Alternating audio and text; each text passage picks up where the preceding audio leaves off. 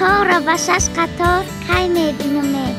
گلها را به 6 قطار در فصل بهار دنیا را به یک قرار کی میبینم بیبی من 113 سال او کلان از همه ایده های ما بیبی من کلان می باشد وقتی که بهار می آید من گلها را چینده به بیبی هم می برم و بیبی من بوی کشیده خرسند می شود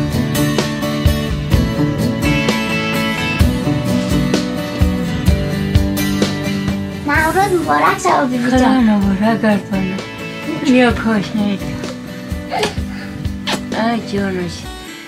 خدا رحمت بره با وقت قای بطنی ساعت عمری مرا ببینه الله اکبر